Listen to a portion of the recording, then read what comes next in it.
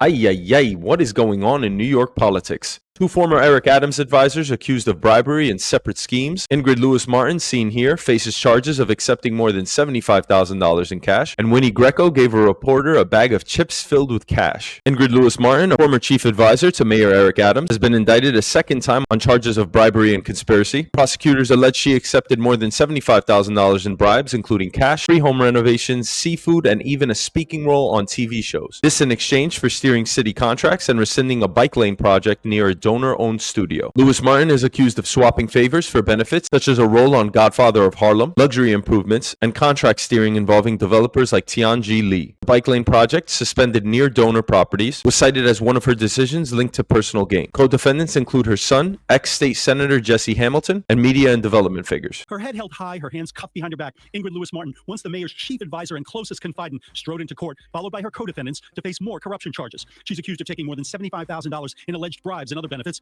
Prosecutors say she steered city contracts, including for asylum seeker shelters, fast-tracking permits, influencing the Department of Transportation, and speeding up development contracts in exchange for favors. One of the allegations involves this bike lane on McGinnis Boulevard in Greenpoint, Brooklyn. It alleges a bribery scheme to try to stop a redesign for protected lanes. In a separate incident, Winnie Greco, a former advisor and campaign volunteer, was suspended after allegedly handing a reporter an envelope of cash hidden in a potato chip bag following a campaign event. Greco later apologized, calling it a cultural gesture of friendship, but the episode drew widespread criticism and media attention. These incidents come amid a wider web of investigations and resignations. Earlier federal probes and ethics questions have brought down several close aides in recent months. The compounding scandals, including Lewis-Martin's bribery indictment and the Greco chip bag cash episode, have intensified scrutiny on Adams' administration and continue to raise voter concerns around transparency and integrity in City Hall. I mean, you can barely write this because it was a potato chip bag, but the reality is Americans tend to tolerate a little bit of corruption. Politics has never been perfectly clean. People almost expect some backroom deals or favors. What really matters is whether leaders deliver on big issues like jobs, safety, and services. If they do, voters often overlook the smaller scandals, chalking them up to be the cost of doing business in politics. It's what we've come to accept and expect. Let me know your thoughts.